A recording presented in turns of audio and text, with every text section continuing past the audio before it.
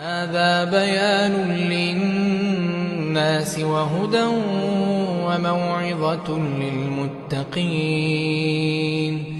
ولا تهنوا ولا تحزنوا وأنتم الأعلون إن كنتم مؤمنين.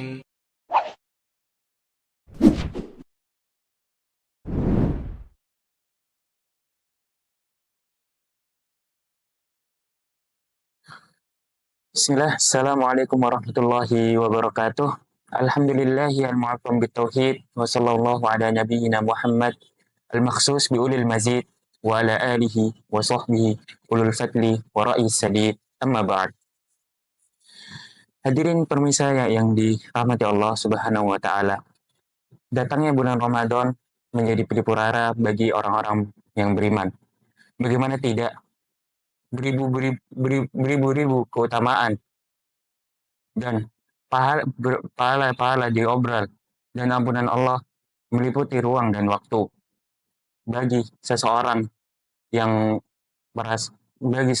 merasa bahwa bekalnya belum cukup untuk di akhirat, maka hendaknya dia memanfaatkan momentum ini dengan sebaik-baiknya, karena di bulan ini penuh dengan banyak keutamaan. Salah satunya yang pintu yang terbuka pada bulan Ramadan ini adalah pintu sedekah. Nah, sedekah ini adalah memberi pada orang lain, entah itu berupa harta atau dan lainnya. Menurut kapitalis adalah hemat pangkal kaya, yaitu menabung. Nah, akan tetapi dalam Islam, sedekah pangkal kaya. Nah, kedua hal ini tidak bisa menjadi satu.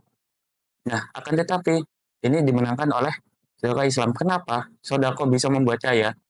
Karena sedekah akan mendatangkan rezeki dari Allah Subhanahu wa taala. Dan rezeki dari Allah tidak berupa dengan harta materi saja, bisa berupa dengan makan yang enak, tidur yang enak, atau memiliki teman yang dapat membantu kalian. Itu merupakan kenikmatan yang antum harus syukuri. Nah, kelak jika antum memiliki anak, jangan pernah belikan anak antum celengan. Nah, ajarkan padanya untuk memberi dan bersedekah. Kasih uang lebih. Jika melihat temannya kesusahan, hendaknya ia membantu.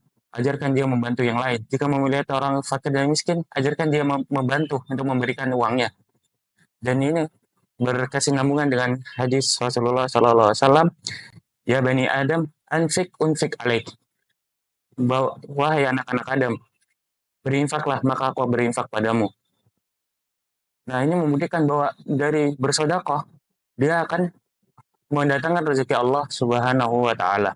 Nah, yang banyak terjadi di Indonesia saat ini, banyak masjid-masjid yang saat ini menyediakan takjil di pelatarannya untuk dimakan orang banyak. Nah, antum kalau misalnya nggak mau susah, itu nggak harus membawakan nasi berserta lauknya. Kan mungkin untuk sebagian orang kan terlalu susah. Nah, antum bisa misal antum memakai karton, membeli sekarton air mineral gelas. Nah, itu biasanya itu sekitar isinya 48 cups. Nah, 48 cups itu nanti bisa dibagikan untuk 48 orang. Nah, dari 48 orang itu antum ntar dapat pahala dari puasa dari 48 orang tersebut.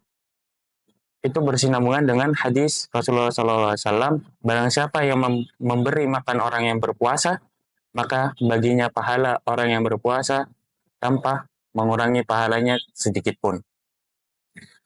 Ada sedekah, terkait sedekah, ada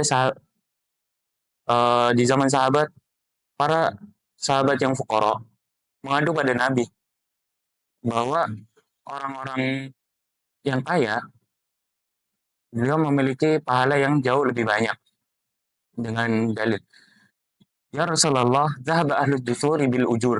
Wahai Rasulullah, orang-orang kaya pergi dengan membawa pahala-pahala mereka. Yusalluna kama nusalli wa yasumuna kama nasum wa yatasaddaquna bi fuduli amwalihim. Nah, mereka sholat sama seperti sholat kita dan berpuasa sama seperti puasa kita. Akan tetapi mereka bisa bersedekah dengan limpahan harta mereka. Tapi Rasulullah SAW menghibur mereka dengan mengatakan awalaysa qad ja'alallahu lakum ma tasaddaqun. Bukankah Allah telah menjadikan apa-apa yang dari kalian itu bisa menjadi sedekah? Inna bikulli tasbihatin sadaqah wa kulli takbiratin sadaqah wa kulli tahmidatin sadaqah wa kulli tahlilatin sadaqah wa amrun bil ma'rufi sadaqah wa nahyin an munkarin sadaqah. Bahwa setiap tasbih-tasbih kalian adalah sedekah dan setiap takbir-takbir kalian adalah sedekah dan setiap tahmid-tahmid kalian adalah sedekah dan setiap tahlil-tahlil kalian sedekah. Bahkan menyuruh orang untuk berbuat kebaikan adalah sedekah dan melarang orang dari perbuatan maksiat adalah sedekah. Nah, dari hadis tersebut kita dapat mengetahui bahwa sedekah itu nggak hanya tentang materi saja, bahwa bisa dilakukan dengan amalan-amalan sederhana seperti bertasbih dan takbir dan menyuruh orang untuk berbuat kebajikan dan melarang orang dari perbuatan maksiat. Nah, di akhir di akhir kata mungkin ada faedah yang bisa diambil bahwa amalan itu eksekusi bukan